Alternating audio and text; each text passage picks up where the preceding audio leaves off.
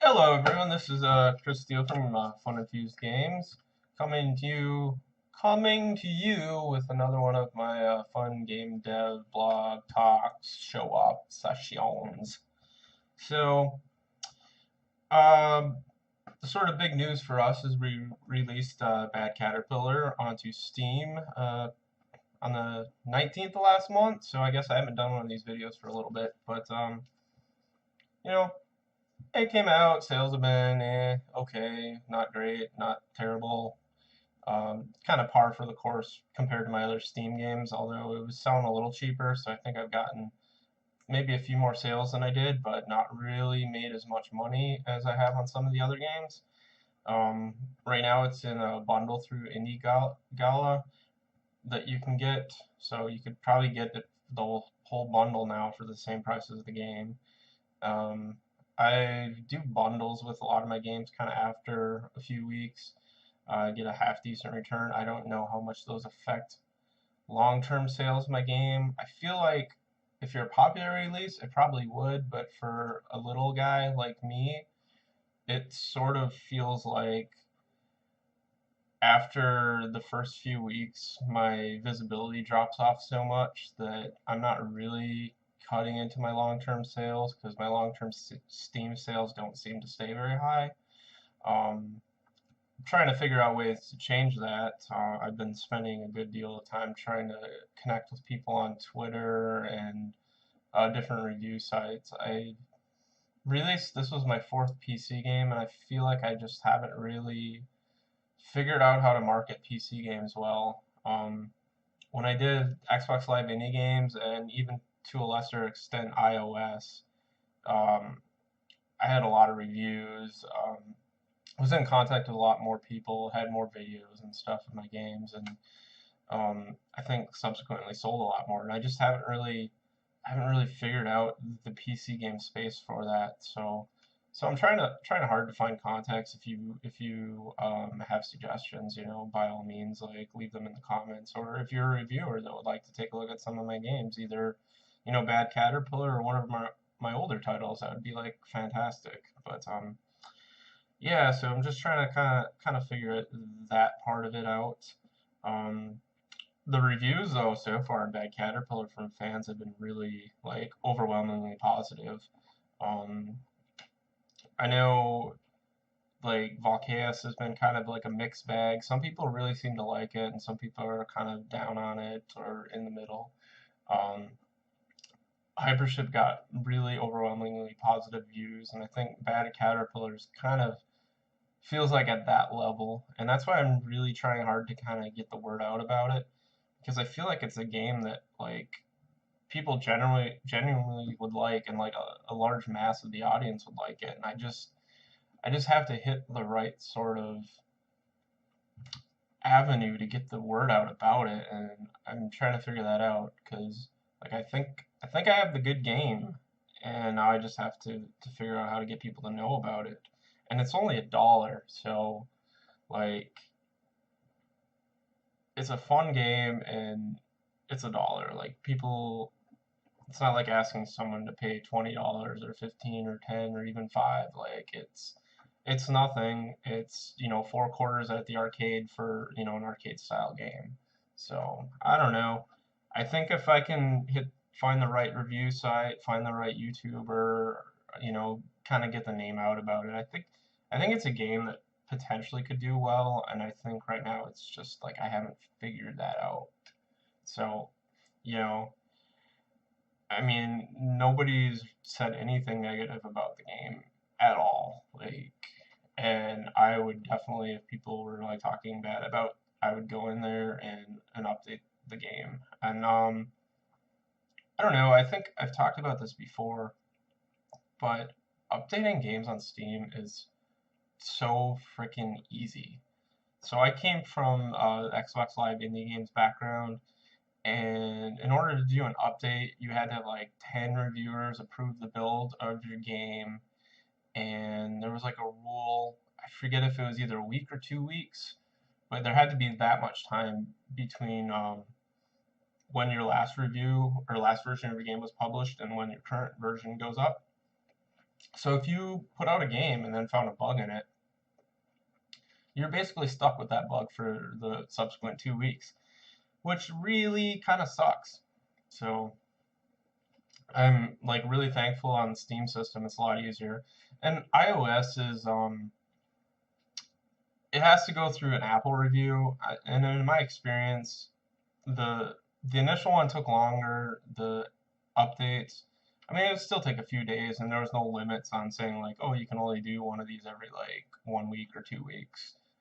So I mean, you could do more frequent updates, but not like Steam. I mean, Valve really sort of, looks at the developers as like professionals and says, you know what, like it's on you, and we trust that you're not gonna put out something inappropriate like after we've approved your game initially, and you're not gonna break it, and like it's on the developer to do a good update, and we're not gonna hold your hand, and we're not giving you any safety nets. If you screw up, it's all on you. And and I like that. I like that. I've done, on all my Steam releases, I pretty much followed up with like a slew of updates.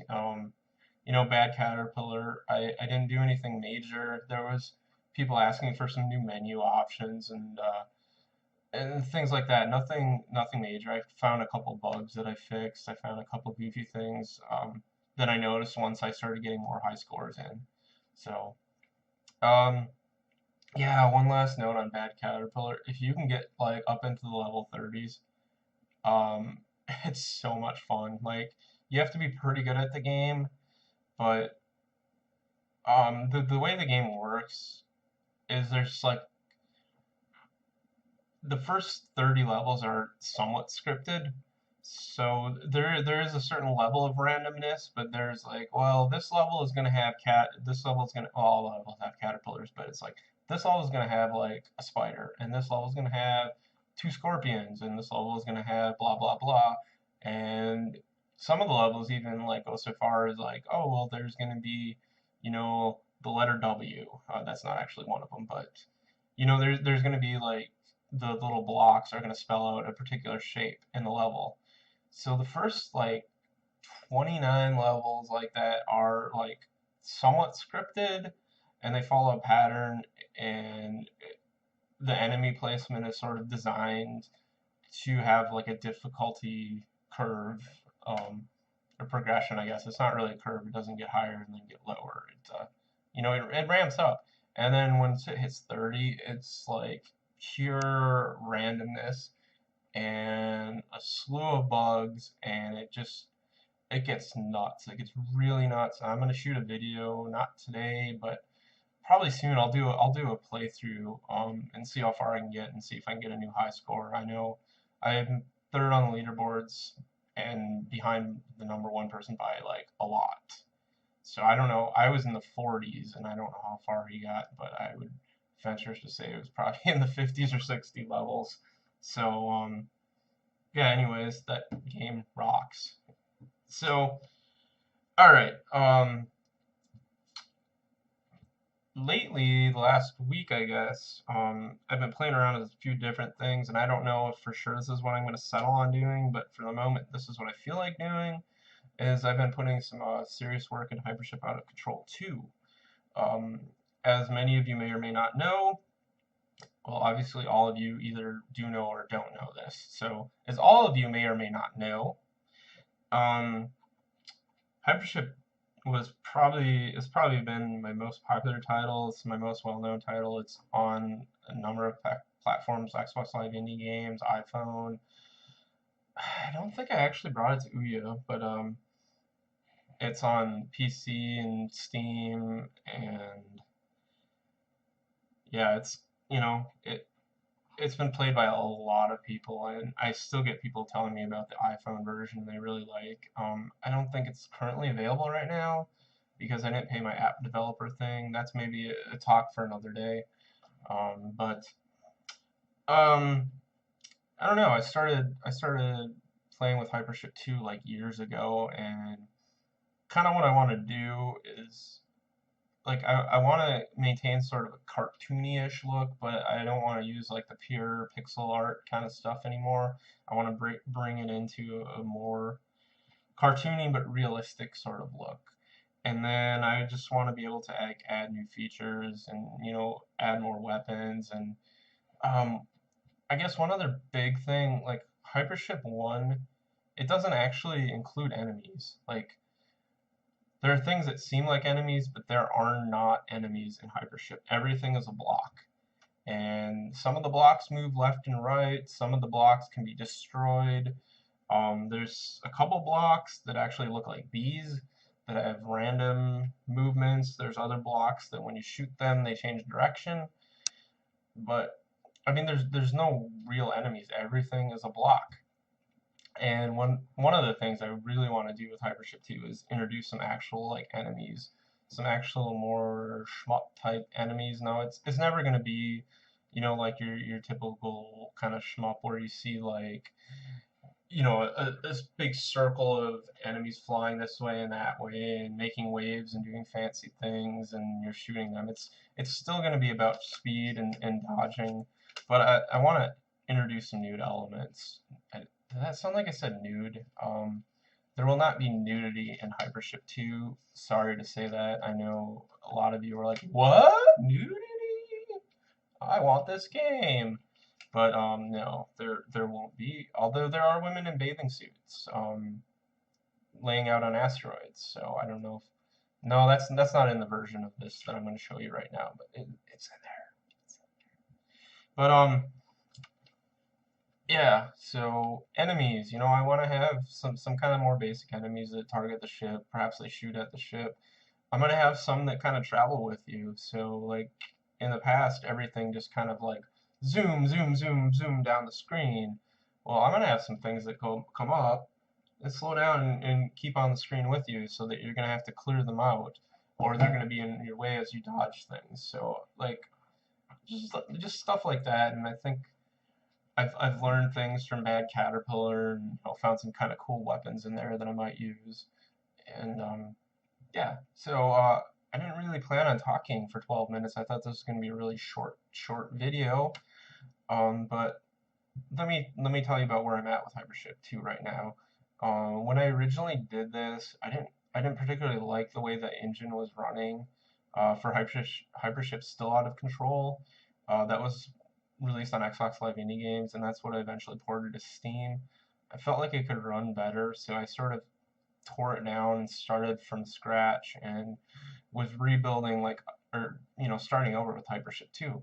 But then I kind of put that on the back burner for several years and I did the Steam release of Hypership and I updated menus, I updated so many things in the game and I just when I looked at Hypership 2 as it currently stood, there's just so much like framework stuff to do just to get to the game to the shape that the Steam one was.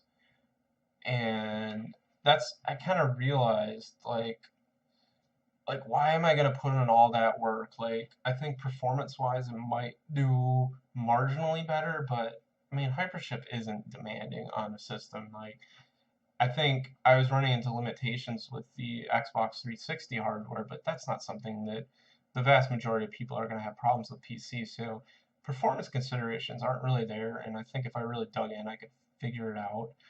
But yeah, I just kind of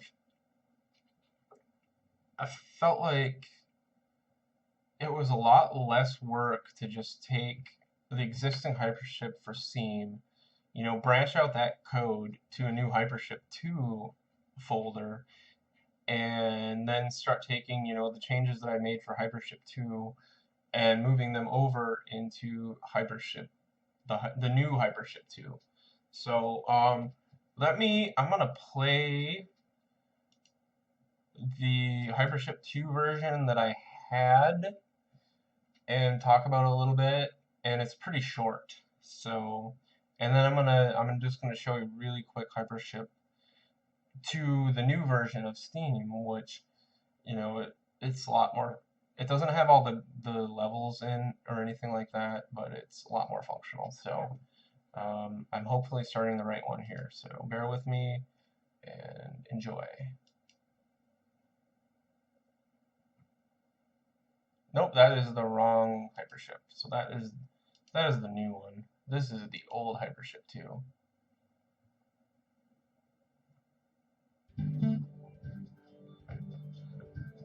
So I put in a longer story, I'll show that.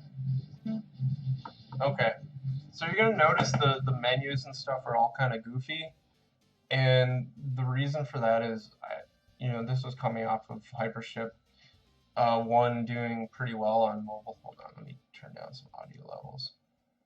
Okay, Hypership 1 doing pretty well on mobile, and I was like, I'm gonna make a mobile release, and I've sort of since kind of cooled on the idea of mobile. So a lot of this existing Hypership, the proportions are all wrong for a PC game, and that won't be going forward. So just that's why there's lots of empty space and kind of weirdness. So you choose your mode. That's not any different. Choose your ship. Now you start off here, and initially you couldn't move, and then they have that autopilot failure. And I think pretty shortly my weapons will come online.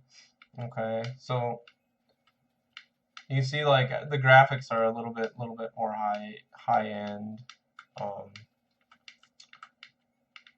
There's a few new power-ups here. If I can get, there's blue coins that offer a different amount. Here's this little tiny ship, and he'll follow me, and I can get up to 2 of those. And they're like a little behind. Okay, that's a freeze one.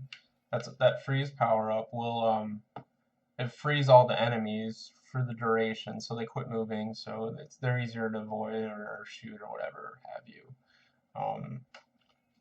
One other thing you'll notice, like I'm shooting 2 lasers now. I started out shooting 1.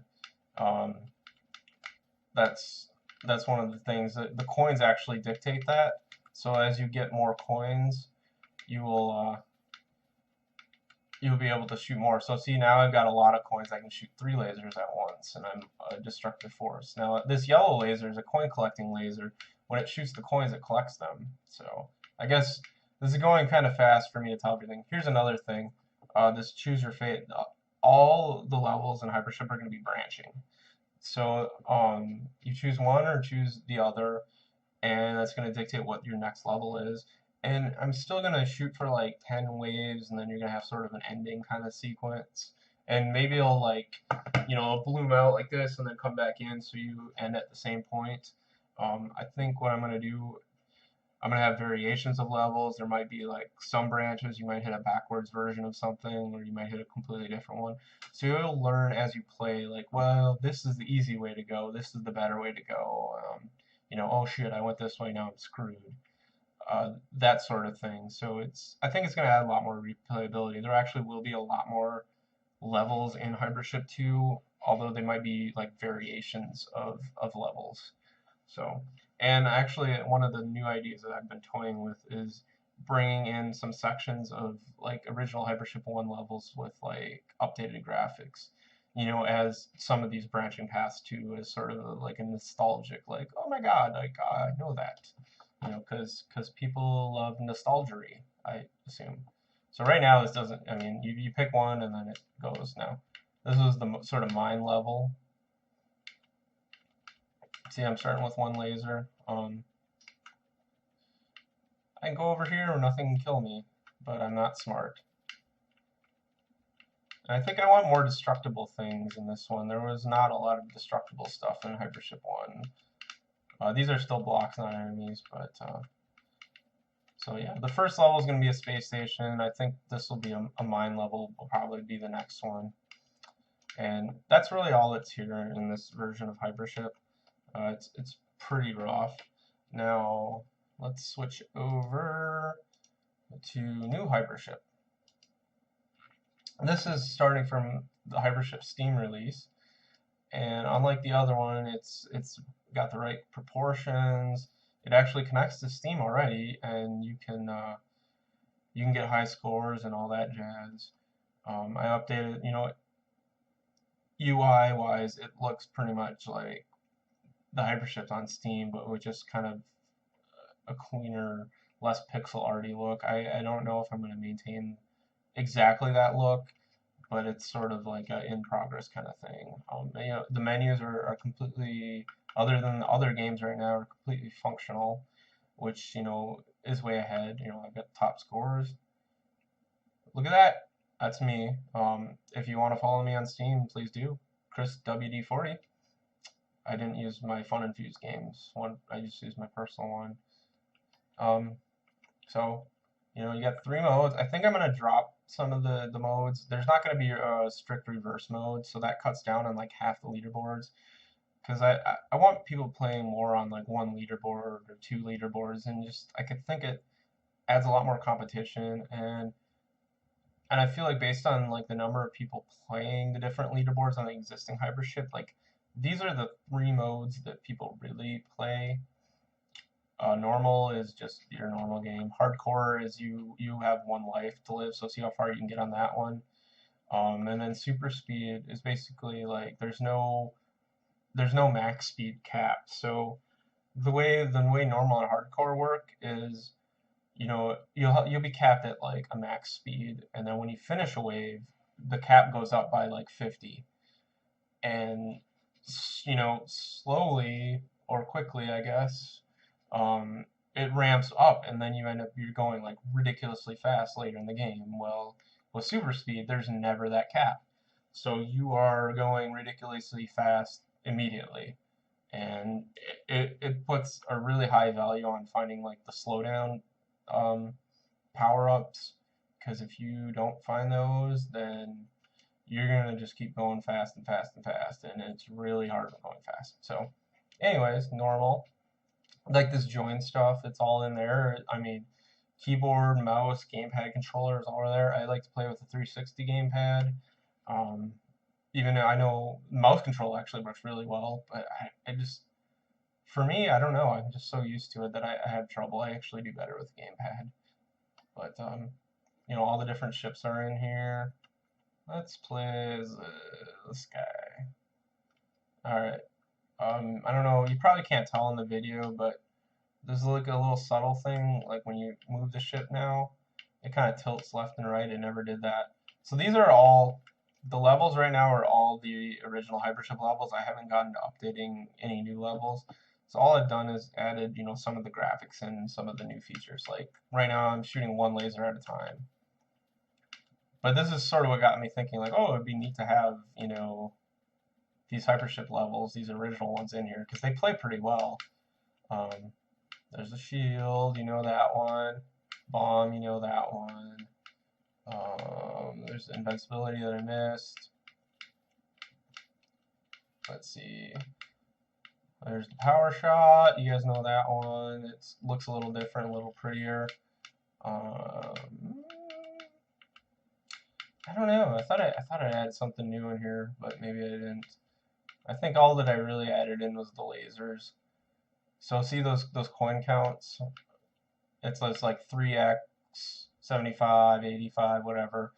Like, I think once you hit 3, you get the double lasers, and then when I hit 5, which I'll try to do here, I'll get triple lasers. Bing, bing, bing. I'm good at this, aren't I?